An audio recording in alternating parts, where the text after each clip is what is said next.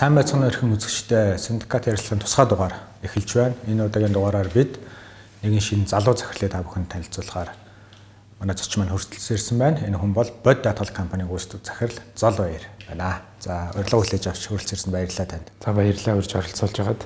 Тийм таны хувийн бас түүхийг би дараа нь асууна. Гэхдээ асуулт эхнийхээ асуултыг би нөгөө даатгал буюу таны ажиллаж байгаа салбарт холбоотой асуултаар эхлэмээр байна. Ихэнх хүмүүс Монголд миний мэдхийн даатгал гэдэг үгний утга учир нь холбоосыг голцоо шашин тий сэтгүүл зүйн талтай аяг холбож ойлгох юм байлээ. Бас нэг хийсэн судалгаа хийснэг би саяхан харсан. Тэгэхээр даатгалын салбарын Монголын даатгалын салбарын хамгийн том өрсөлдөгч нь шашин манай сүм хийдүүд гэж би хэлвэл та энэ үгтээ хэр одоо санал нийлэх вэ? Тий. Энэ үгтээ шууд санал нийлэхгүй. За яагаад гэхээр нэг талаараа шашин энэ бол байх ёстой. Дээрэс нь одоо хүн одоо ямар ч шашин шүтэх тий энэ илүү ёс зүйн асуудал.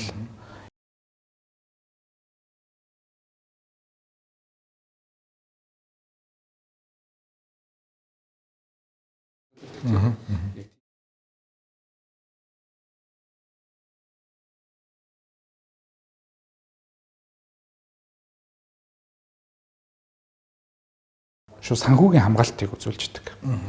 Нэг ёсондоо даатгал, арилжааны даатгал гэдэг маань одоо тэр хүний болцшгүй эд хөрөнгө, эрүүл мэнд тий өөр санхүүгийн янз бүрийн эрсдэлд орлоо гэхэд тэр эрсдэлд орсон хэмжээгээр нь зөвхөн санхүүгийн хамгаалтыг л бий болгож одоо тухайн хүний тэр эд хөрөнгөгүй болох эрүүл мэндээ одоо өөр эмчилгээ худалдаа авч чадахгүй байх тэр байх тохиолдлыг л хязгаарлаж өгдөг. Одоо нэгсэндээ санхүүгийн хамгаалт гэж болгож байна. Хэдийгээр хүмүүс одоо за энэ хамгаалтыг одоо үнэлэхгүй ч юм уу тодорхой түвшинд бага түвшинд хэрэглээд байна л да.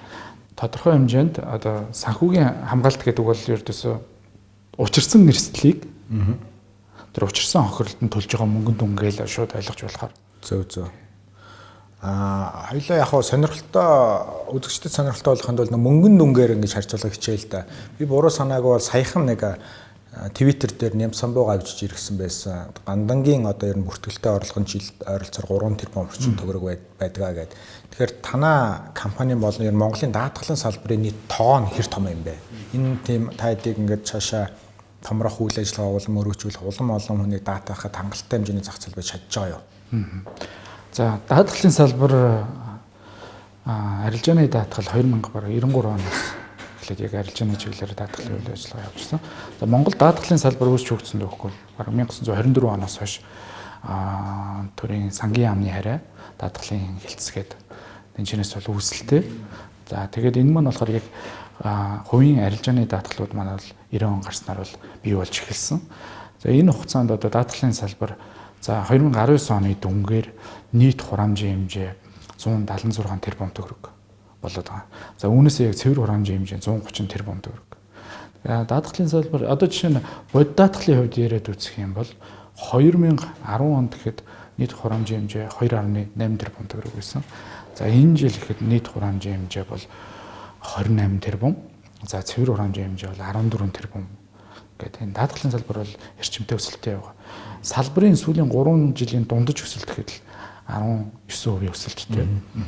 Тэгээд энэ даатгалын салбар маань бол зайлшгүй хөгжих яг эдийн засгийн өсөлттэй шууд хамааралтай салбар. Эдийн засаг маань одоо эдийн засгийн өсөлтөөс тэгтээ манай одоогийн даатгалын салбар маань өсөлт нь одоо эрчимтэй өсөлт рүүгээ бас явж байгаа. Эдийн засгийн өсөлтөөс дандаа 3 дахин илүү хамгийн багадаа өсч идэг ийм салбар юм. Одоо ингээд манай энэ Syndicate Talk-ийн тусгай дугаарын бас нэг зорилго маань салбар бүртээ ажиллая гэдэг амжилттай явж байгаа. Тэр болгон хэвлэлээр гарч байгаагүй баг гардаг хүмүүсийг оролцуулах байдаг. Таны бас тантай бас хувь хүнээрээ бас танилцаж олон нийтэд мэдээлэл бас өгмөр байна л да. Та энэ даатгалын салбарт хэзээ орж ирөө те хаана ямар сургууль төгсөөд одоо хэр удаан энэ салбартаа энэ даатгал компанид ажиллаж байгаа бол?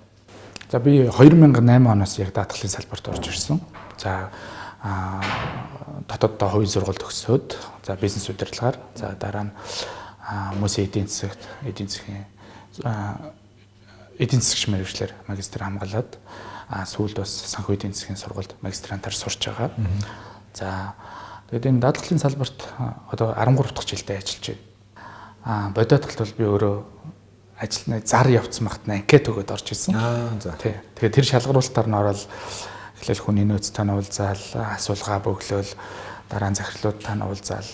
Тэгээд ингэсний хувьд би өөрөө яг сонирхлоо хэлж ийсэн л да тухайн үед. За энэ салбар бол ирээдүйтэй салбар. Дээрэс нь энэ даатгалын салбар гэдэг бол одоо хүмүүст илүү одоо тэр сайн сайхан зүйлийг өгж идэг, тэр хамгаалтанд болж идэг гэдэг утгаараа энэ салбарыг сонгож анхаарч ирсэн. Нууц ш бол яг бод даатгалд ороод хэдэн жилийн дараа, хэдэн сарын дараа гүйцэтгэх захирал болсон бэ? Тэгээ карьер одоо карьерийн хурдыг одоо асуумаар байна. 11 жилийн дараа. 11 жил. Тийм утсан байлоо тийм бодод ороод. Яг анх бол ажилтнаас эхэлжсэн. Дараа нь менежер болсон, ахлах болсон, хилцээний захирал болсон. Бүх юм баамд амжиж явсан юм шиг. Ингээл дамжсаар агаал. Тэгээд сүүл 2 жилийн өмнө гүйцэтгэх захирлаар бол томилогдсон. Анх ажилд орж байхдаа ингээд эзэн нэгэн цагт гүйцэтгэх захирал нь болно доо гэдэг амбиц байсан уу? Байсан.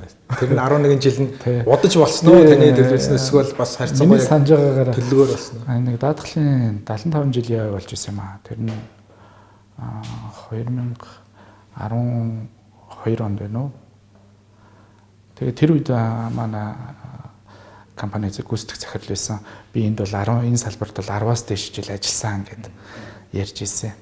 Тэгээд яг тухайн үед би бас дотроо бодож ирсэн. 10 жилийн дараа гэхэд би бас энэ хэмжээнд ийм одоо энэ хэмжээнд хүрсэн байх шүү гэдэг одоо дотроо өөртөө одоо тийм одоо зориг гэх юм уу хүсэл мөрөөдөл гэх юм уу бол тавьж ирсэн. Залуу хүний хувьд одоо бидний нөгөө нийгмийн оролцоо, залуучуудын нийгмийн оролцоо сул байна. Улс төрчдөр ерөөхдөө салбарч тэр те гэж аягүй их ярьдаг. Энтэй та санал нийлдэг үү? Тий, одоохондоо би бол ер нь бол улс төр бол яг сонирхоос илүү энэ салбартаа илүү өр бүтээлтэй зүйл хийх эрмэлздэг. Тэр мэдээж тодорхой төвшөнд санаа бодлоо илэрхийлэх одоо хүн болгоно илэрхийлэх нь бол зөв хэрэг. Тэгвэл нөгөө урдх ажил их байгаа болохоор энэ одоо улс төрийг илүү анхаарах одоо зөвхөө байхгүй нэг юм одоо яг тэгэхээр энэ даатгалын салбарт хийч бүтээх зүйл бол маш их байна. Тэгэхээр энэ ажлыг бас ер нь бол хий гэсэн тийм том зорилттой. Энэ дээр бас нэг томоохон өөрчлөлт авчиръя гэдэг. Одоо энэ даатгалын салбар бол Монгол улс манай дотоод зайлшгүй хөгжих шаардлагатай. Энэ салбар өөрөө бол яг энэ санхүүгийн одоо энэ системийн гол толгууруудын нэг. Энийг бүгдээрээ ойлгох, нийгмээр ойлгох хэрэгтэй байна тий. Төр засгийн хувьд ч тэр зохицуулагч байгууллагын хувьд ч тэр тэгээд энийг илүү эрчимтэйгээр хөгжүүлэх бол зайлшгүй шаардлага бол байна гэж харж байгаа. Тэг яг тань шиг ингээд хэвлэлээр баг гардаг дараах хүмүүстээ ингэж хэлдэм л да. Өмнөх ажиллаа барах байхад юу бусад нийгмийн ажил гээд. Тэгвэл нөгөө талдаа бас аюул олон нийгмийн гишүүд шүүмжилдэг байхгүй юу? Тэр чинь хангалтгүй байна. Бусадтай нийгмийн салбарлогоо ороод ингээд нийгэм болж өгөхгүй байгаа асуудлуудыг одоо дааж яваад шийдэхин төлөө тэрэн заавал улс төмөр гэж юм биш шүү те. Оролцох ёстой гэдэг. Тэн дээр ямар энэ дээр зайлшгүй оролцох ёстой. Одоо хийж байгаа жишээ нь одоо манай дээр одоо бидний хийж байгаа энэ бизнес, энэ даатгалын салбар маань эргээд энэ нийгэмдээ өөрөө маш эерэг нөлөө үзүүлдэг юм салбар. Тэгээ энэ дээр яг одоо хийгдсэн байгаа гэдэг юм бол одоо энэ нөхөн төлбөрийн үйлчлэгээгээд яриад байгаа тийм эн чинь өөрөө эргээд нийгэмдээ бас тэр нөгөө маш их эерэг нөлөө үзүүлээд байгаа. Яаж юм нөхөр өмнө нөхөн төлбөр ингээд ослогоор боллоо хідэн цагаар ингээд бүглэрэл үүсгдэг тийм тэгээ тэр ойр орчмын хүмүүсийн бухимдал үүсгдэг ажлын хідэн өдрөөр одоо хойшлуулдаг тийм энийг байхгүй болгоно гэдэг чинь тэр хүмүүс ийм өөрсдийнхээ ажил хөдөлмөрөө бид нар ийм тооцоол хийсэн. Бид нар ингэж хурдан шийдснээр нийгэмд 50,000 цагийг одоо хэмжинэ. Одоо тэр хүмүүс өөрсдөө ажил хөдөлмөрөө эрхлэх тэр хүмүүсийн өөрсдөө гэр бүлдээ зориулах цаг завыг баг нэмэгдүүлж гин гэж үзээд байгаа. Тэгэхээр яг энэ байдлаараа нийгэмдээ илүү одоо хариуцлагатай эерэг нөлөө үзүүлэх тэр боломжийг бол илэрхийлдэг. Тэрнээс биш одоо өнөөдөр миний яг нэг улс төртэй холбоотой одоо шүүмж хэлэх нь бол бас тийм нэг оновчтой биш болов уу гэж байна. Би зүгээр албаар тоглоом байдлаар асууж байгаа надад ойр үед нөгөө сонгуул болох ч байгаа учраас зурагтаар гарч байгаа ялангуяа энэ шин залуу болгоныг хүмүүс улс төрд орох гэж байгаа маяг шаардаад байгаа байхгүй. Тэгээд тодруулж асуусан шүү. Даатгалын салбарт ажиллаж эхэлснээс хойш одоо та өөрөөрөө бардан байдаг те. Одоо салбартаа оруулсан таны хувь нэмэр, компанид оруулсан таны одоо таны нэртэй салшгүй те хамгаалагдсан одоо төсөл амжилттай болсон кейс гэвэл юу хэлэх вэ? Тэгээ энэ олон улсын эрүүл мэндийн даатгалыг бас дотооддоо харуулж ирж байхдаа баг болоод ажиллаж байсан. Гэхдээ энэ бол ганцаар хийсэн ажил биш, багаараа л хийж байсан ажил. Дараагийнх нь одоо энэ болчлоо доо гэд бас өөртөө баярлах те, өөртөө талархах тэр сэтгэл төрж байсан ажил бол одоо бидний энэ менежментийн баг энэ нөхөн төлбөрийг маш хурдан шийдвэрлэх боломжтой. Энэ төсөл бол 2008 оны 10 сараас эхлээд 2019 оны 4 сар гэхэд хэрэгжээд эхэлсэн. Тэгээ энэ одоо жил гарan явчлаа. Хүмүүс одоо бод даатгал гэдэг компани бол нөхөн төлбөрийг бол маш хурдан шуурхаа олгодог юм байна. Маш хялбар болцсон юм байна. Тэгэл энэ талархлын одоо үг мессежүүд бол байнга хүрэж идэг. Энэ бол маш одоо тийм бахархмаар бас ийм боломж байгаа.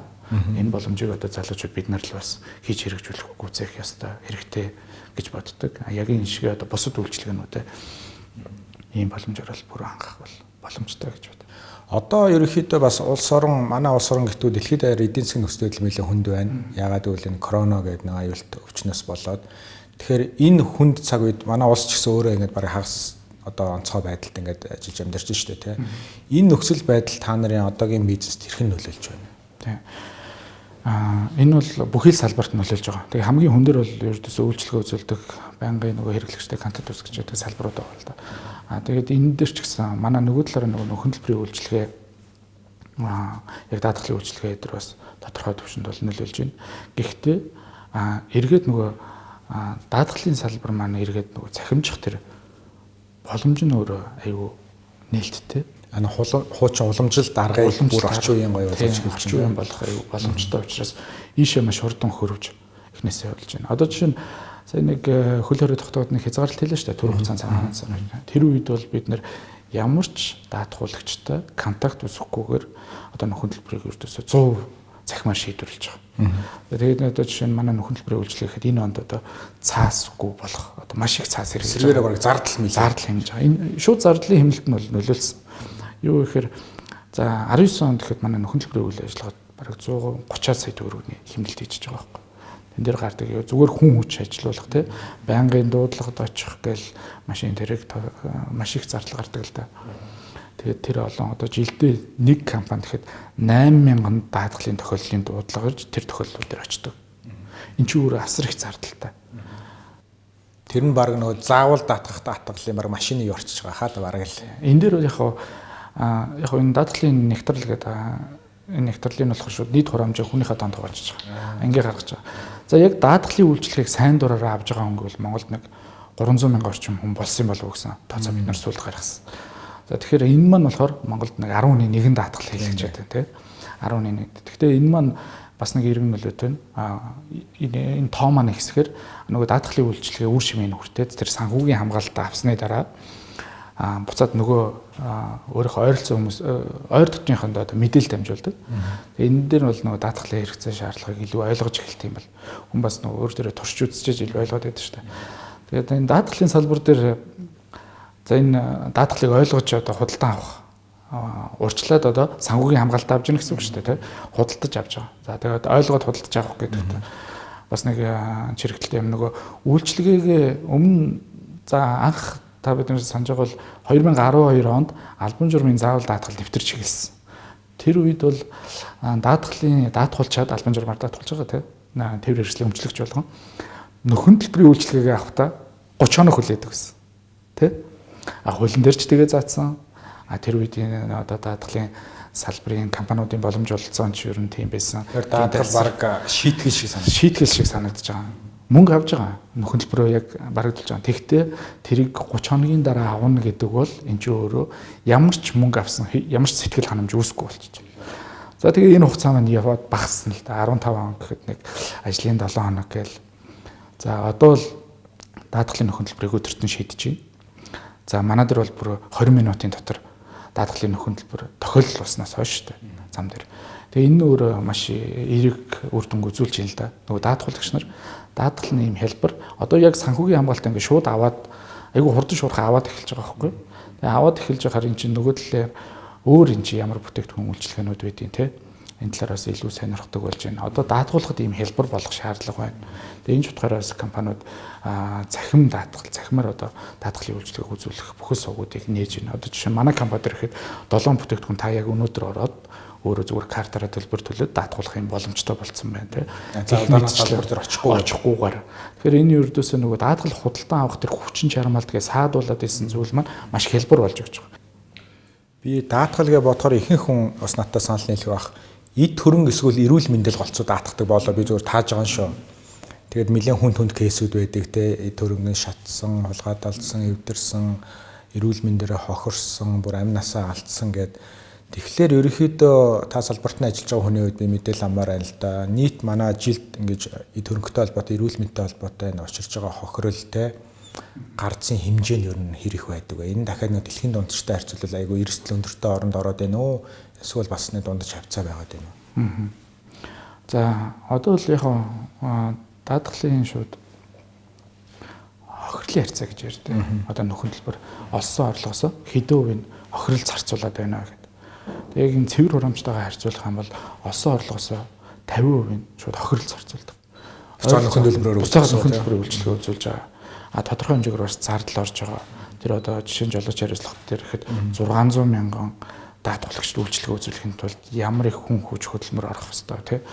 Ийм за хөрөнгөний даатгал дээр одоо томоохон хэмжээний хөрөнгүүдийг бол даатгалын салбар, даатгалын компаниуд бол гадагшаа давхар даатгалдаг, шилжүүлдэг. Энэ дээр бараг 5-аас 10 их 80-ийн эрсдэл, үнэлгээ бүхий одоо эрсдэл бүхий тийм үнэлгээ бүхий эд хөрөнгийг одоо гадагш нь шилжүүлдэг. Энэ одоо том хэмжээгээр эрсдэл учрах юм бол одоо даах хэмжээгээ даатгалын компаниуд даахгүй хэмжээг бол цаашаа давхар даатгал руу шилжүүлж байгаа. Танах давхар даатгал дээр ямар байгууллагатай хамтарч ажилладаг вэ? За давхар даатгалын үйлчилгээ дээр дэлхийн давхар даатгалын үйлчилгээ үзүүлж байгаа томхон компаниуд байна л да. За бид нар бол яг өөрийн компани бүх даатгсан хөрөнгөө тодорхой том дөнгөөс дээшг нь гадагшаа шилжүүлэхээр бол Ханауэрэ гэдэг Германд компанитай давхар даатгалын үйлчилгээ үзүүлж байна. За энэ бол дэлхийд даяар үйлчилгээ үзүүлдэг. За Марш.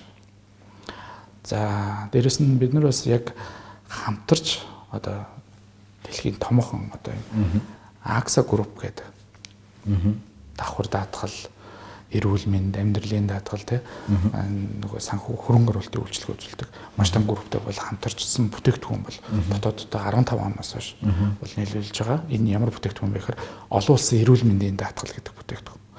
Тэгэхээр яг энэ олон улсын эрүүл мэндийн даатгалын бүтээгдэхүүн маань бол тухайн одоо даатгуулагчдад учирсан эрүүл мэндийн зардлыг аль ч улс оронд очиж эмчлүүлэх төр боломжийг олгож байдаг.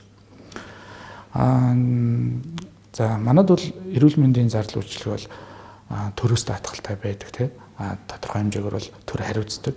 Гэхдээ одоо бидний одоо нийгэмд учраад байгаа нэг том одоо эрүүл мэндтэй холбоотой сорилт гэвэл тодорхой хэмжээнд одоо хүмүүс залуу хүмүүс ч байна, настай хүмүүс ч байна ингээд маш хүнд өвчтөд тусалдаг. Энд эмчилж болдгоо, эмчилгээ үйлчилгээ нь асар үнэтэй байдаг. Энийг өөртөө худалдаа авах боломжгүй. За худалдаж авлаа гэхэд одоо өөртөө байсан бүх хөрөнгөө зарцуулж гин. Ойр хавийнхаа хөрөнгөө одоо хамаатан садныхаа хөрөнгийг зарцуулж гин тий. Тэгээд энэ тогтолцоо маань ер нь энэ байдлаар ингээл алдаа ажиглагтаад байна л да. Тэгэл одоо олонний таньдаг мэддэг хүн бол олон нийт рүү хандж гин тий. Энд чинь бол одоо сүүлдээ одоо төрн хүртэл одоо баг тим имчилгээ тэр хүний тим имчилгээнд тэдэн төгрөг хандууллаа. Эрүүл мэндийн сайд нь хүртэл хандуулсан шүү дээ. Энэ чинь өөрөө айгүй болохгүй л байна л да. Одоо чинь эрүүл мэндийн улсын эрүүл мэндийн даатгал гэдэг байна. Улсын эрүүл мэндийн даатгал 19 оны жилийн эцсээр орлогын зардалтайгаа тэнцээд ирсэн. За цаашаа юу болох вэ гэхээр зардал нь орлогоосоо давна. Тэгэхээр би одоо нөгөө нийгмийн үйлчлэгийг төрөөс мөнгө хэлбэрээр авч чадахгүй болно гэсэн үг. За авлаа ч гэсэн эргээд нөгөө шууд эрүүл мэндийн даатгалын төлбөр биш татварын одоо татвар төлөгчдийн мөнгө рүү орох ийм хандлага бас ажиллаад байна. Олон улсын жишээгээр бол эрүүл мэндийн даатгалыг бас заавал даатгал болгосон олон улс орнууд байна л да. Жишээ нь Германд гэхэд заавал даатгал. Гэхдээ энэ даатгалын арилжааны даатгалын компаниуд хариуцдаг. За тодорхой хэмжээний тариф дээр нь бол хязгаарлалтууд. Тэгэхээр дотроо ингээд чөлөө төрсөлдөх тийм боломжийг бол бий болгоод өгсөн байдаг. Эрүүл мэндийн даатгал гэдэг бол ердөөсөө тэр үнэтэй байна уу тэр шаардлагатай эмчилгээ үйлчилгээг худалдаж авах тэр чадвартай л болгож байгаа. Тэр даатгалыг худалдаад авчих юм бол за бас нэг сонирхолтой жишээ гэх юм бол улсын эрүүл мэндийн даатгалын жилд одоо гадаадад эмчилгээ үйлчилгээ авах тэр төсөв нэг 500 сая төгрөг байна. Жилийн. За тэгтэл одоо зүгээр олон улсын эрүүл мэндийн даатгалын нэг хүний хамгаалалт 500 сая төгрөг байх боломжтой. Тэрнээс ч өндөр байх боломжтой. Улсын гэдэг нь одоо нийт улсын төсөв. Гадаад улс орнд дэмжүүлэх гээд одоо эмчилүүлэх гээд одоо бидний нөгөө эрүүл мэндийн даатгалын нийт багцсан юм уу тий? За би тэгтээ тий багцсан. Тэгээд тэрийг одоо хүсэл тавиад энэ улсад эмчилгээ үйлчилгээ авъя гэд тэр нэг 500 сая төгрөгөөс л хувирлт хийх нь шүү дээ тий. Тэгэхэд ямар ч одоо үнэхээр энэ дотоод дэмжлэх боломжгүй эмчилгээ үйлчилгээ бол хамгийн бага зардал нь одоо 50,000-аас 100,000 доллар шүү дээ тий. Тэгэхээр энэ маань бол хэдэн нэг харилцагчийн даатгалын хамгаалттай. Юун дээр аюу олон тийм жишээнүүд байна л да. Сүүл дээр нөгөө сагсчин залуугийн жишээ та яг өөрөө хэллээ. Нэр алдартай хүмүүс нэг олон нийт рүү ондог гэдэг. Тэгэхээр энэ эрүүл мэндийн даатгалыг улам олон нийтэд хүртээмжтэй болгохын тулд бид нар давхар энэ одооны байгаа энэ нийгмийн даатгал эрүүл мэндийн улсын тогтолцоог өөрчлөх шаардлагатай гэж боддог уу? Эсвэл энтэйгээ зэрэгцээд явах хэрэгтэй мó? Тий, тодорхой хэмжээнд бол байна. Магадгүй одоо даатгалын үйлчилгээг худалдаа авах чадваргүй эмзэг бүлэгдэр бол улсын эрүүл мэндэнд илүү үйлчлээ тий. Нөгөө талаасаа тэр даатгалын үйлчилгээг илүү одоо боломжтой хэлбэрээр худалдаж авах тэр хөлбөрүүд бас байж болно л та. Тэгээ энэ дээр бол маш олон улсын жишээнүүд байгаа. Тэгэхээр энэ бол нэг талаараа энэ даатгалын салбар чинь зайлшгүй өгчих шаардлагатай. Энэ даатгалын салбар маань бол яагаад зайлшгүй өгчих шаардлагатай вэ гэхээр нийгэмд хувь хүнд албан байгууллагууд ингээд нийгмийн бүх оролцогчид дандаа эерэг нөлөө үзүүлж идэг. За би одоо зүгээр хамгийн энгийн жишээнээс ярив. Та бидний мэдих 2012 оны одоо нэг албан журмын даатгал хэрэгжиж эхэлсэн. Жолооч хариуцлага албан журмын даатгал. Одоо энийг бол тээврийн эрсдлийн өмчлөгч хүн болгон мэдж байгаа тий.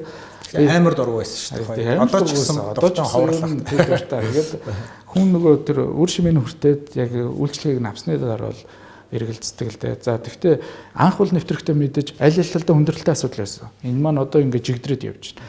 За энэ дэр юу болсон бэ гэхээр 11 онд ч манай эдийн засгийн нэг 17% өсөлт үзүүлж байгаа. Даатгалын салбар эсрэг бас нөгөө талдаа 51% өсөлт үзүүлж ирсэн.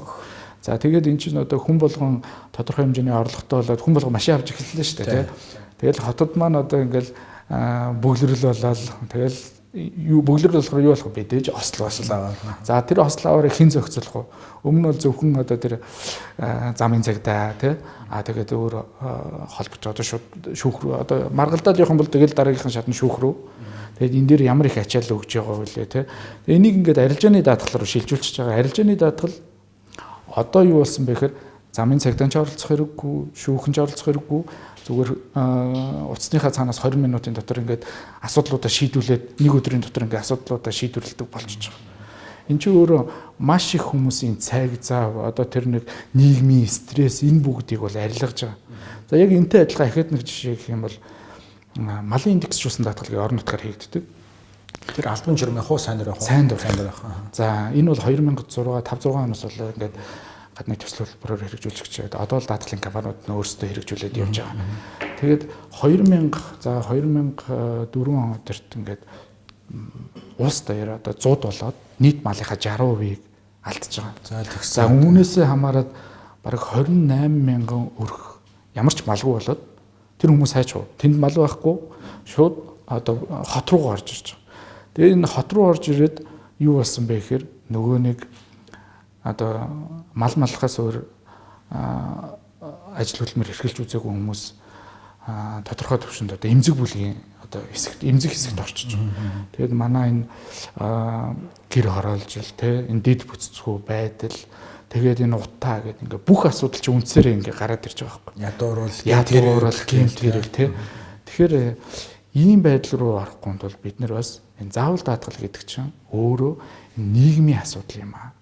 Нийгмийн одоо энэ шийдэж чадахгүй, энэ томоор нь одоо ингээд цогцоор нь шийдэж чадахгүй асуудлыг шийддэг томоохон ийм асуудал. Ердөөсөл даатгалын салбар бол ингээд дэлхийд өндөр хөгжсөн орнд бол ингээд 400 жил хөгжсөн, тий? 400 жилийн түүхтэй. Тэгээ энэ чи өөрөө даатгалын салбар нь бол хувь хүмүүсийг, байгууллагыг, тий? Аж ахуйн нэгж бүр нийгмийг тэр чигээр бүлгүүдийг одоо ингээд зөв хандлага руу чиглүүлж идэг. Одоо жишээ нь хувь хүн дээр авъя л да. Би одоо ингээд тээврийн хэрэгслийн даатгалтай ослох гаргаал байвал миний хураамж бол нэмэгдээл байна. Нөгөө даатгал төлөх хураамж бол нэмэгдээл байна. Сахлах батыг нь үнэлээд хэлж шээ. Өөр юм үнэлдэг систем хаана вэ? За банкн дээр бол нөгөө зээлээ төлөхгүй бол мэдээж зээлэн дээр нь одоо олохгүй ч гэдэг юм уу өндөр хүч шалруу ороод харж ихсалт руу орно. Зөвхөн зээлийн хэсэг яригдчихээн тий. Энэ чинь нийгмийн одоо даатгал дээр их юм бол одоо тэр хүнийг зөв хандлага. Одоо чинь эрүүл мэндийн даатгал дээр ихэд тэр хүн одоо буруу зуршилтай тий арх тамхи хэрэглэдэг бол эсэргээр эрүүл мэндийн даатгалын хураамж нь өндөр. За тэр хүн эрүүл одоо биедээ анхаардаг тий илүү зөв тийм одоо дадалтай хүн байх юм бол энэ хүний хураамж бол бага. Одоо Монголд яг энэ системээр ажиллаж байгаа юу? Одоо би эрүүл мэндийн даатгал авъя гэвэл миний одоо амьдралын хэв маягийг үнэлээл за одоо арх тамхи хэрэглэдэг юм байна, юу байна тий одоо зөв дадалтай байна гэдээ би хямдхан арай хямдхан тийм хураамж төлөх боломжтой. Боломжтой.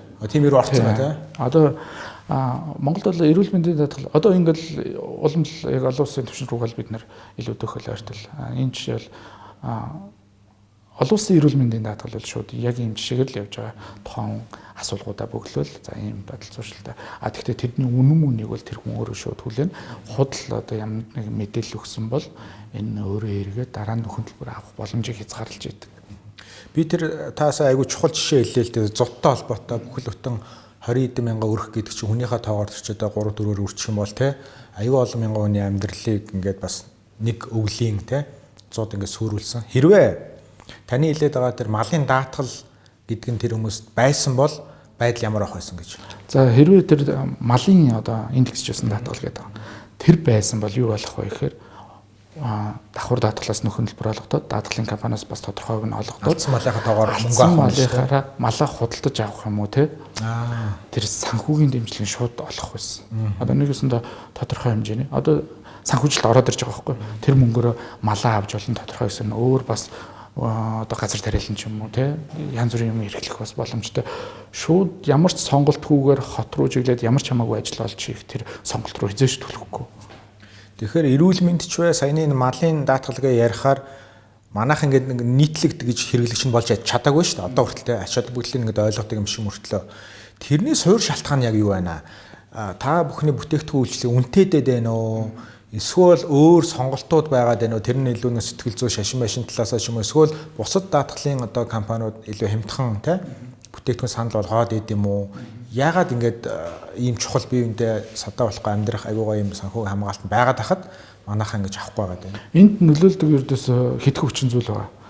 Мэдээж энэ бол даатгалын үйлчлэгийг авахын тулд урьдчилан тодорхой хэрэгцээнүүд бол хангагдсан байх шаардлагатай. За гол нь бол орлого. Тэгээд дээрэс нь бол санхүүгийн боловсрол байна те. Бас зохицуулагч байгууллагын нөлөө гэж байна. Ийм олон хүчин зүйлээс бол нөлөөлдөг. Тэгээд хамгийн гол нөлөөлж байгаа хүчин зүйл нь бол мэдээж орлого. За тэр хүн одоо өөрөөсөө орлоготой болол тодорхой хөрөнгөтэй болол за тэгээд банкнд хадгаламжтай болол ирж байгаа те. Тэгээ энэ бүх тэр хөрөнгө чи өөрөө тэр хөрөнгийг чи одоо хамгаалах хэрэгтэй шүү дээ. Энэ хөрөнгийг одоо ямар ч эрсдэл учирч болно. Одоо машин дээр мөргөлдөж болно. За байр сав бол одоо галд өртөж болно те. Тэгээ энийг энэний хамгаалах хэрэгсэл чи ердөөсөө л даатгалын үйлчилгээ. Би таны тэр нөгөө хэлсэн жишээд яг санаанд буужлаа юм л та. Дээр үед даатгалын нөхөрлөлбөр аавна гэдэг нь баг ингээл те хэдэн сар жил болдог. Тэгээ амар хүнд нөхцөлтөө, хүнд сурталтай харилцааны соёлгүй ажиллаж тэгээд тэгээ ер нь бол их шийтгэл мэтэл байдаг л байсан л да. Тэгээ миний өөрийн жишээ нэг гэрт нэг ус алдаад би нэг иргэн тэрийг авах гэж тэгээ би замаас хаялуу яалаа бүр залхаад. Тэгэхээр харилцаанаасаа гадна нөгөө даатгалгаа ерөнхийд нь бодохоор ихэнх залуучуудын үед би зүгээр төлөөлж хэлж байгаа шүү те.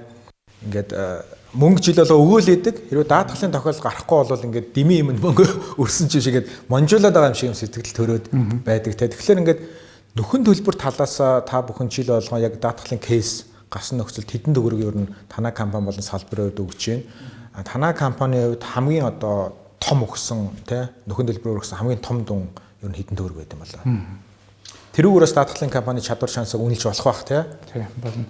Салбар бол нэг 60 орчим тэрбум төгрөгийн нөхөн даатгалын нөхөн дэлбэрт олгох жил болгоо. За түрүүний яриадсан албан журмын даатгал гээл тэгэхэд жилд 17 тэрбумыг шууд нөхөн дэлбэр болгож идэг тий. За юм байна. Тэгээд компанийн хувьд бол томхон нөхөн дэлбэрүүд бол олгож ирсэн. За бүр том хэмжээтэй нөхөн дэлбэрүүд бол давхар даатгалаас олгодог. За өөр 2012-3 оны жишээ шүү дээ. Бид нэр одоо иргэний агарын тээврийн мяд компани гэхэд 2 тэрбумын нөхөн төлбөр нэг дор. За тэгээд энэ нь бол бид нар одоо тодорхой том эрсдлүүдийг бол гадагшаа шилжүүлдэг гэж түрүүнд дурдчихсан. Тэгээд гаднаасаа бид нар хохирол учрангууд нэхэмжлээ үүсгэхэд тэр нөхөн төлбөрийг аваад өгч байгаа.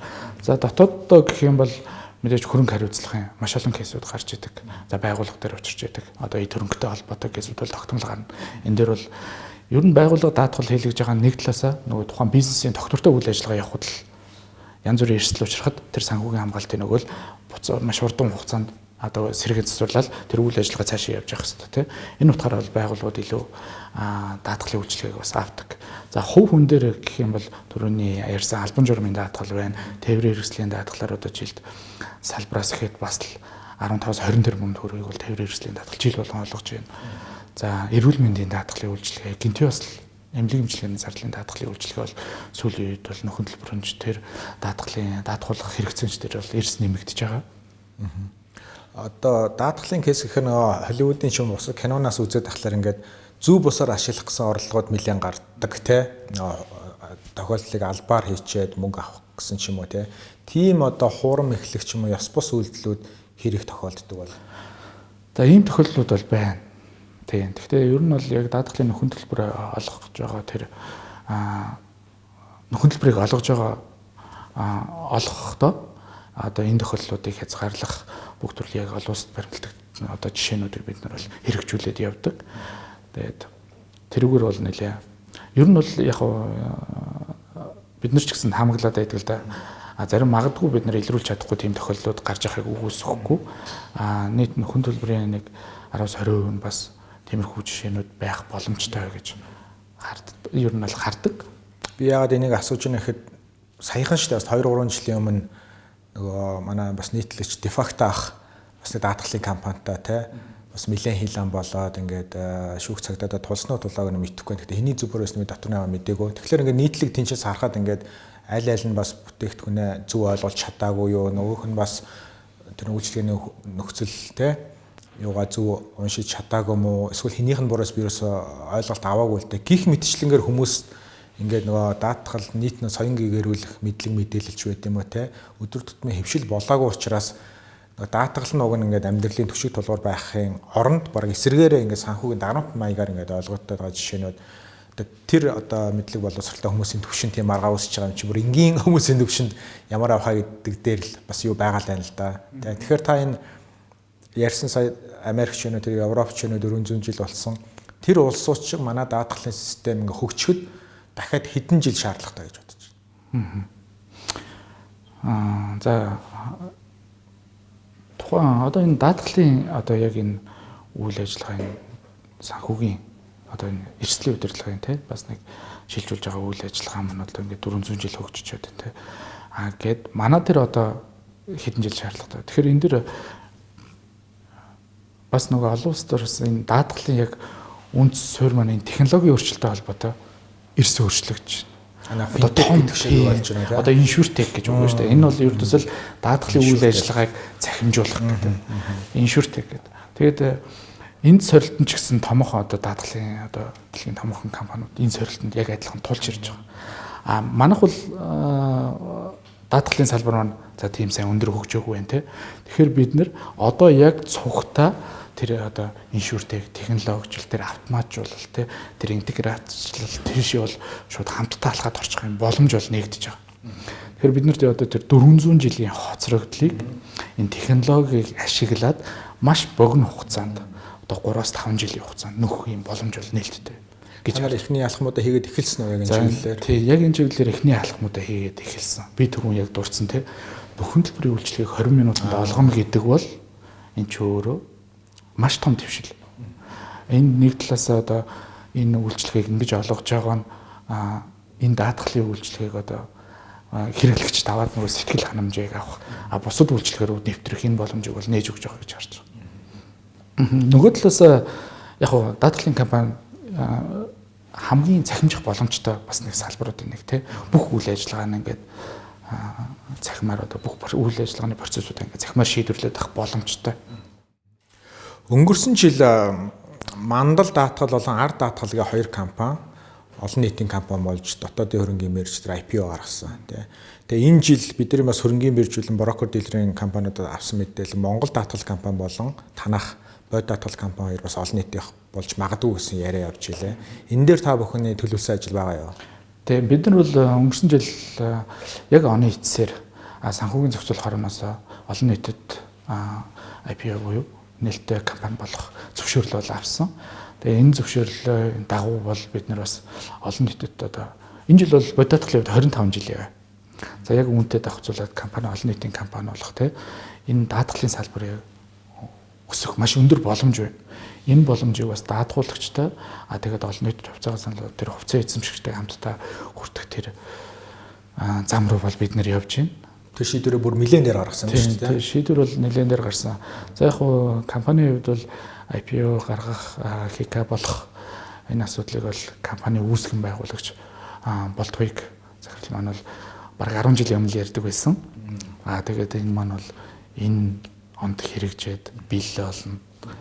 Олж байгаад бол маш баяртай. Нэг асуулт байна л да. 10 жилийн өмнөөс ярьж эхэлсэн бол заавал ягаад одоо буюу одоо ингээд нөгөө ковид те эдийн засгийн хямрал одоо тэгээ нөгөө сонгуул хөвн боллоо. Ягаад заавал энэ үеийг сонгож та бүхэн авцаа гаргахаар шийд. За нэгт бол нөгөө бид нарт олгосон зөвшөөрөлтэй хамааралтай.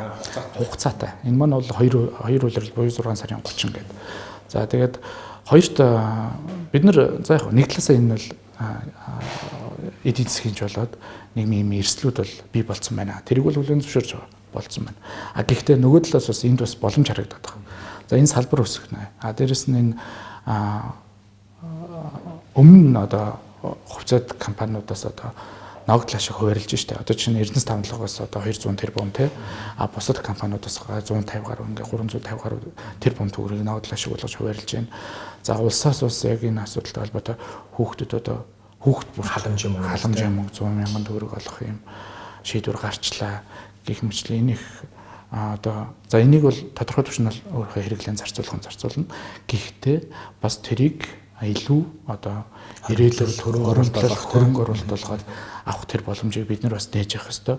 Ер нь яг тодорхой хэмжээнд эрсдэл учирж байгаа ч гэсэн энийг одоо бид нар хүлээгээд юм уу те сайжрна гэхээс илүү энд зохицоод маш хурдтай шийдвэр гаргаад хурдан хувирч ажиллах шаардлагатай гэж үзэж байгаа.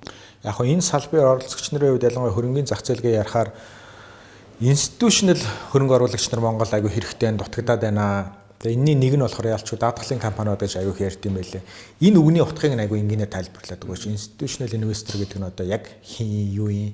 Тэгээ яагаад одоо манай хөрөнгөний зах зээл дээр тийм их хэрэгтэй байгаад байгаа? За манад бол яг хөрөнгө оруулалтын сангууд бол яг одоо хөрөнгө оруулж байгаа сан байна уу бол бас байхгүй байгаа.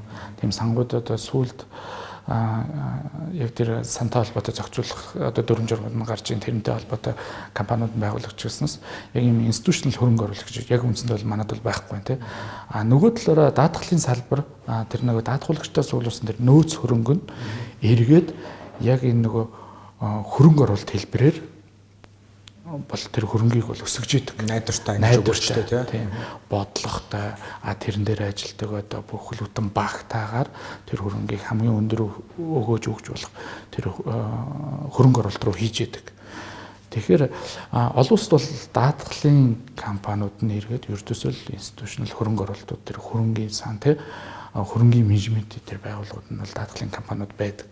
Тэгэхээр манад бас нэг энэ бид нар өөрсдөө энэ даатгалын компаниудаа илүү нээлттэй тэгээд энэ хөрөнгийн их усүртэй болчвол угаасаа яг энэ одоо дотоодын хөрөнгө оруулалтын сангууд болох бол бүрэн боломжтой.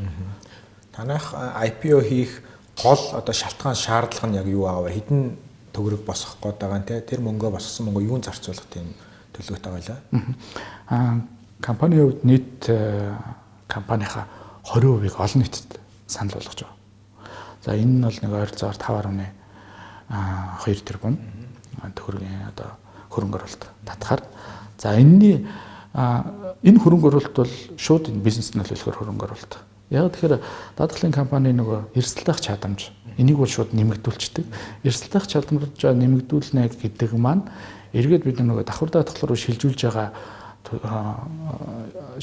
даатгалын хураамжаас тодорхой хувийг авч үлдэх тий. Тэрнчээрээс тодорхой шимтгэл, өндөр шимтгэл авах энэ боломжийг бас бүрдүүлж байдаг. Дотоодд ч гэсэн эрсдэл даах чадамж шууд нэмэгдснээрээ бид нөгөө дотоодоос ч гэсэн авч үлдэж байгаа даатгалууд маань бол нэмэгдээд даатгалын компани үндсэн үйл ажиллагааг шууд дэмжиж явчихдаг л да. Нөгөө талаараа бид нар бас энэ хөрөнгө оруулалтыг дан одоо эрсдэл даах чадвар буюу энэ нөгөө хөрөнгө нэмэгдүүлэхээс гадна тодорхой хувь нь бол технологийн шинжилэл рүү оруулах ийм сонирхолтой байна. За тэгэхээр би түрүүнд дурдсан яг энэ технологийн шинжилэл маань одоо манай байгаа энэ даатгалын салбарын хөгжлийг бас олон улсын түвшинд илүү хурдан хугацаанд дээрэс нь энэ салбарын өсөлтийг илүү бас хурдан өндөр өсгөх юм боломж нь бол бүрдүүлээд байна гэдэг тийм энэ технологийн шинжилэлтэй холбоотой хөрөнгө оруулалтууд бол зайлшгүй хийх. Одоо ингээд сүүлийн үед өнгөрсөн жил бол энэ IPO талаараа рекорд жил болсон байх гэж би бодож байна. Нэг жил маш олон компаниуд олон нийтийнх болсон. Тэгээ тэн дундаас одоо харж байхад бас хувьцааны ханшин доктортой байгаа нь голцоо санхүүгийн чиглэлийн даатгалын чиглэлийн компаниуд байгаа шүү гэлээ. Тэгээ тэдний бас тухайхан проспектус одоо ч гэсэн төлөвлөгөөнд харж байгаа. Ихэнх нь ерөөхдөө дотоодын зах зээл гэж ярьдаг компаниуд улмал бүр бага болоод байна. Дандаа л Төв Аз руу гадагшаа, зүүн Аз руу гарна гэдэг тийм амбицтай.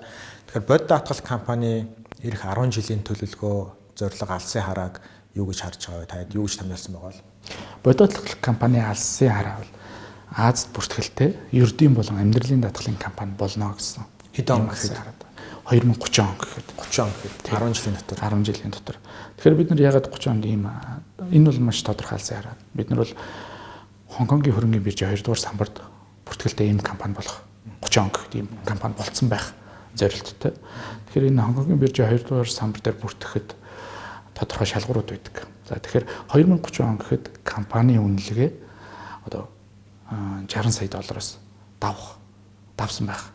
Тэгэхээр 2030 бид нар одоо санхүүгийн төлөвлөлтөд хийж үзэхэд 2030 он гэхэд бид нар энэ төлөвлөлтөнд өрчих бүрэн боломжтой байна. За IPO гэдэг бас сонирхолтой шинэ тоглогч нар орж ирж байгаа маань би ч гэсэн өөрөө бас аягүй тийм дуртай байна. Тэгвэл аягүй болон сонголт шүү дээ хүмүүст те. Одоо нэг тодорхой хэмжээний хуримтлалтай хүн байлаа гэхэд заавал аль нэг компани хувьцааг авах гэхээс илүү хадгаламжинд би жилийн 12, 3, 4, 5% бүр хүүтэй хийж болж гин те. Эсвэл компаниудын хувьцааг авч болж гин. Хэрвээ би та намайг хөрөнгө оруулагч төсөөлөх юм бол би яагаад одоо танаа бод даатгал компани хувьцааг авах ёстой гэж та нэг 3 хүчин зүйлийг хэлээч. Ийм учраас гэдэг нэг компаниараа өөрөөрөө юм бардам байгаа зүйлийг хэлээч.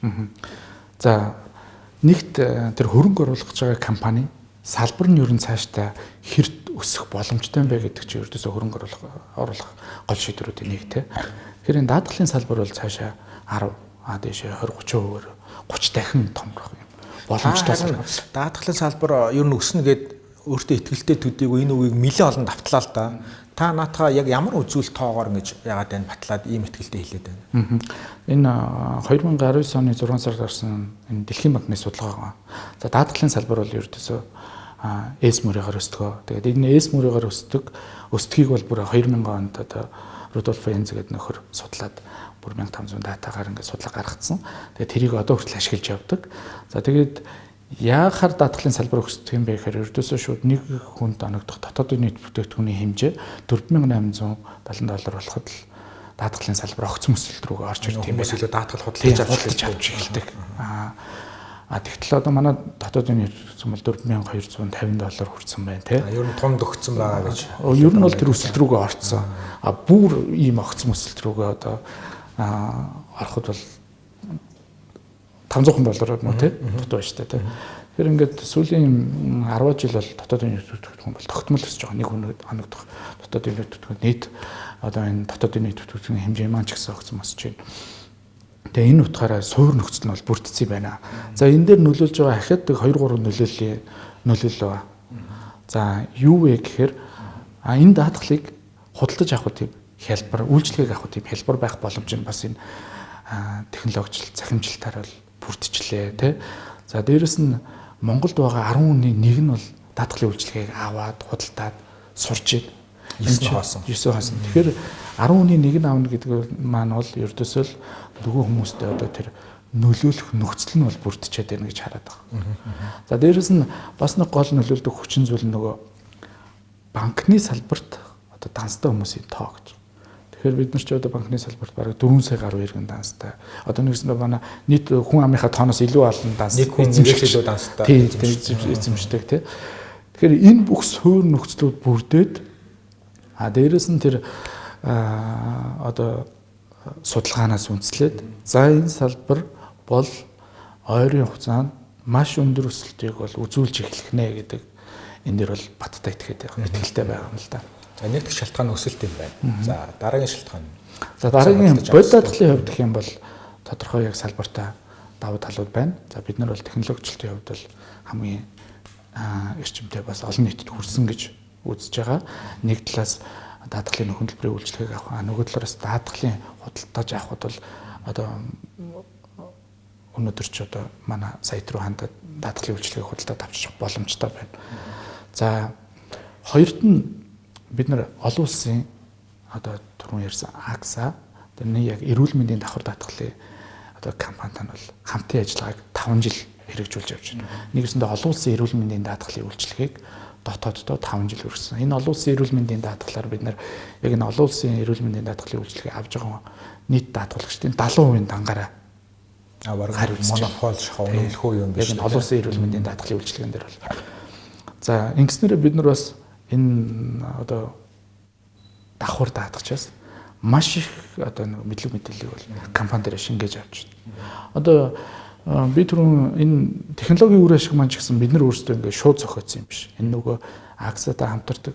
Энэ дээр бид нар бас яг нөхөн төлбөрийг 2015 оноос цахимаар одоо АКСАгийн Сингапур офсоо шийдвэрлэл бинд энд гүйцэтгэл ингээл явж исэн. Тэгээ энэний мэдлэг мэдээлэл маань одоо ингээд энэ компани бол технологичуд бол бүрэн боломжтой ингээд ороод ирж байгаа. За ахад нэг жишээ гэх юм бол даатгуулагчдын тоо байж бол. Тэгээ даатгуулагчдын тоо гэдэг бол бас нэг чухал үзүүлэлтийн нэг. Манай бодит даатгалтай даатгалын гэрээний тоо бол 136 мянга байна. За яг энэ даатгуулагчдын тоо нь бол нэг 90 мянган даатгуулагч байна. Тэ? За ахад нэг чухал үзүүлэлт бол яг салбартаа бид нэр тэргүүлж байгаа гэх юм бол энэ нэг орон нутагт малын даатгал буюу малын индексжүүлсэн даатгалын 34% бол бодит даатгалд анхаараа эзэмшдэг. Тэгэхээр энэ тодорхой зах зээлүүд дээр бид нэр энэ эзэлсэн хувь бол цаашаа өсөх боломжтой. Хэдийгээр манайх энэ малын даатгалын 34% те. За энэ нэг эрүүл мэндийн даатгалын 70% гэдээ ярьж байгаа ч гэсэн энэ салбарт өөрөө бас яг энэ нөгөө энэ манай одоо улсын нийт малын 8 хүрэхгүй хувь нь л даатгуулсан байдаг. Ахад 92% нь даатгуулаагүй те. Тэгэхээр эдгээр чинь бас ахад одоо даатгуулах боломжтой. Одоо малчт маань одоо махны экспорт те, ноолуурын худалдаа гэдэг энэ орлого нэлээд их өсөртэй болж байна. Орлого ч гэсэн нэмэгдэж байна те. Энэ чинь өөрөө эргээд дараа нь даатгалын үйлчлэгээ худалдаж авах тэр нөхцөл нь бүрдээд байна гэж л. Одоо залуу удирдагч хүний хувьд одоо үүсдэг захирал хүний хувьд одоо таны ажил дээр болон мэрэгжлийн хувьд гаргасан хамгийн том алдаа юу вэ? Бусдад сургамж олгож хэлэх. Дахиж тэрийг давтахгүй тулд те бусаддаа одоо зөвлөх зүйл гэвэл юу хэлэх байсан бэ? За алдаа гэх юм бол нөгөө өөртөө хэд итгэлтэй байдал юм болов те. Одоо тухайн үед за би бодит даатгалд нэг 8 дахь жилдээ ажиллаж байсан. За тэгээд за энэ компанид одоо миний ажил бол аюул чухал байна тий. За энэ байгуулж байгаа гэрээнүүд дээр нь бол одоо дүүгээр бол юм явах байх наа. Оролцож байна. Энийг бол одоо зөв болгочлоо, аюул их юм хийжлээ гэдэг ийм бодол тухайн үед байсан. Тэгээд яг нөгөө удирдлагууд бас тодорхой хэмжээнд менежментийн өөрчлөлт ороод тухайн үед би одоо бодит одоо ажиллагаа болох тийм шийдвэрийг бол авч ирсэн л да. Тэгээд ингээд бодохоор яг тэр бизнес бол цаашаа яг л үргэлжлэлгээрээ үргэлжлээл явна. Энд бол нэг хүний одоо гол ройл гэж байхгүй. Энэ бол ердөөсөө л баг хамт олон юм нэгдсэн зохион байгуулалтын нийгмийн төлөө зорж байгаа тэр үйл ажиллагаа. Тэр үйл ажиллагаанд одоо би гэсэн ойлголт бол байхгүй. Бид гэсэн л ойлголт байна. Тэгэхээр энэ алдааг бас залуучуудаа бас миний алдажсэн алдаа гэх юм бол ийм алдаа. Тэгээд тухайн үед бол энэ алдаагаа өөрөө ойлгоод тий яг өөр компанид бас ажиллаж исэн. Өөр даатгалын компани 3 жил шахам ажиллаад тэгээд яг энэ дээр бас өөрийгөө бас олж харж илаа. Тэгээд энэ маань бас нэг том миний одоо амьдралд учирсан нэг том сургамж юм болов тий гэж боддог. Одоо ингээд нөгөө 1072 хувьцааны ногдлаа шиг энэтрэл баах мөнгө орж ирэх гэдэг чинь зах зээл рүү нийт дүнгээр нь 200 тэрбум төгрөг гээ те. Тэр мөнгөөрөө яг яах чинь төлөвлөсөн юм байна уу? Тийм. За энэ мөнгөөр бол одоо жишээ нь сая 5 сарын 6-нд засгийн газраас хэрэгжүүлж байгаа одоо нөгөө энэ коронавирус цар тахалтай холбоотой 2 дахь арга хэмжээ буюу 5 сарын 1-ээс 10 сарын 1 хүртэл хүүхд толгойн 100 мянган төгрөг олохоор болж байна. Тэгэхээр одоо энэ хүүхд зориулсан мөнгийг бол илүү тэр хөрөнгө оруулалт руу ямар нэгэн хувьцаа заавал аваад тэр хүүхдүүд маань 10 жилийн дараа тэр хувьцаа ямар үнцэнд болж ирэх нь үнцэн хөрөнгө болж өвлөгдөж очиосаа гэдэг. Тийм бодолтой. Тэгэхээр энийг бол хөрөнгө оруулалт руу хийхээр төлөвлөж байна. Та хобби болон гэр бүлийнхаа байдлыг хэлвэл яах вэ? Тийм би 2 хүүтэй. За амбал дөрвөлээ амьдардаг. За миний хобби гэх юм бол би бол яг энэ их ажлын хайжуугаар нэг хөдөө энэ байгальд л очих, байгалаар л явах энэ боломжийг аялах тий. Тэгтээ өөрөө аялах. Одоо нэгэсэндээ тийм маршрут биш тий. Өөрөө ингээ маршрутаа зохиож яваад бэлэн юм ааш очие. Тэгээд өөрийнхөө одоо нөгөө тэнд яаж хөрөх вэ гэдэг одоо хинээс ч асуухгүй одоо утсаараа ч юм уу GPS-ээс суулгаад яг тэрүүгээрээ ингэж явах тэгж аялах дуртай. Нөгөө талаар бас гадагшаа бас хоббигоор аялдаг. Тэгээд гадагшаа аялахаараа би гол төлөв музей үздэг л дээ. Тэ. Тэгээд тэгж аялахдаа хүүхдүүдтэйгээ тэр нилээд аялж байсан. Тэгээд нэвтрүүлгийн цаг маань ингээд дуусч байгаа маань тэгээд сүүлийн асуултыг би танаас асууя. Ялангуяа юм тань шиг энэ залуу хүн тий удирдах албан тушаал хийж байгаа хүн үеийнхаа залуустай бусад салбарыг манлайлж ажиллаж байгаа залуучуудаа тий хандаж та урайлга хэлээч тий гэх юм бол юу хэлэх байсан бэ? Тий ямар ч үйл ажиллагаа явуулж байгаа бизнесүүд тодорхой хэмжээний нийгэмд хувь нэмэр оруулж яадаг тий.